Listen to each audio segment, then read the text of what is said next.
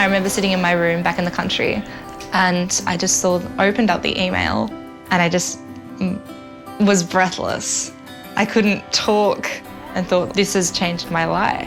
And I remember walking up the steps, carrying my stuff, and Dad was in his sort of farmer clothes.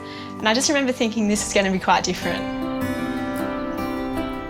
I feel like empowered and inspired, and I'm sitting here going, this is where I've ended up because of everyone who's helped me.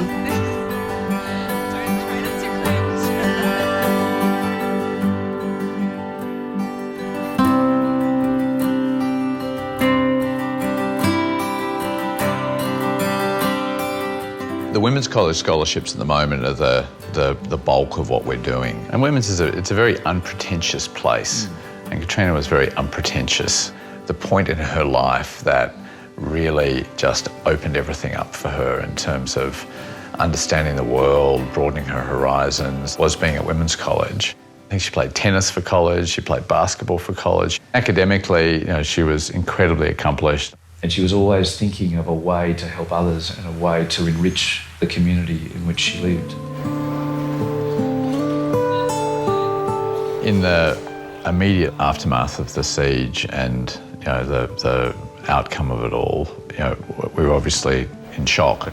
But the outpouring of community goodwill that happened, I think made us realise that there was just this enormous desire for something good to come out of something so awful.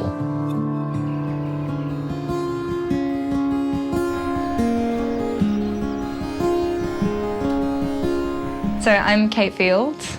I'm from the Hunter Valley. I study a Bachelor of Architecture and Environments.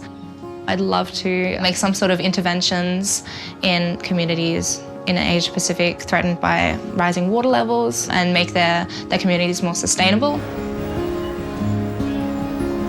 It was a bit intimidating coming to Newtown and coming to Sydney, especially after living 30 kilometres away from the nearest town. For my mum to drive me to the city on that day that I first started at Women's, she was really, really reassured in walking me up the front steps that there were people all around. They just two cappuccinos. I think she drove away that day knowing that when you come here, you're not alone anymore.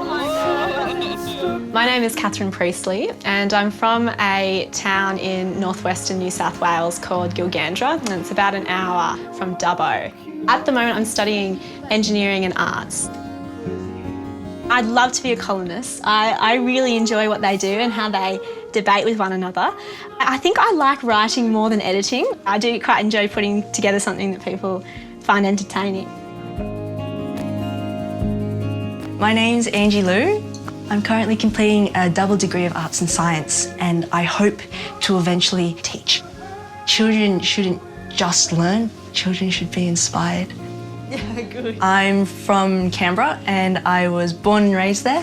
Before I left, I actually said to her, Mum, I gotta learn how to do the washing. Like, you gotta show me. Because the last time that I put my shirt in the dryer, yeah, that didn't go down too well. It's still trial and error at the moment. My parents, they're hardworking, and it really came down to a financial matter. I would simply not be here if it was not for the scholarship.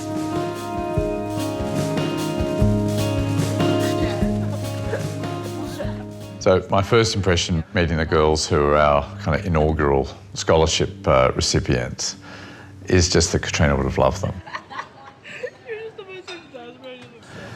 Wonderful young women who find ways to get involved in anything and everything where they can see the ability to make a difference. And who, without a leg up, might not reach the potential.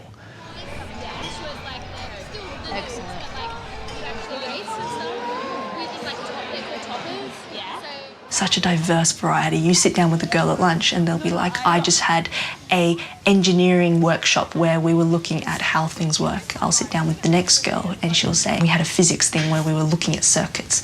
I'll sit down with other girls and they'll be like, oh, we just had a studio where we had to design a model. It differs as much as where we all come from.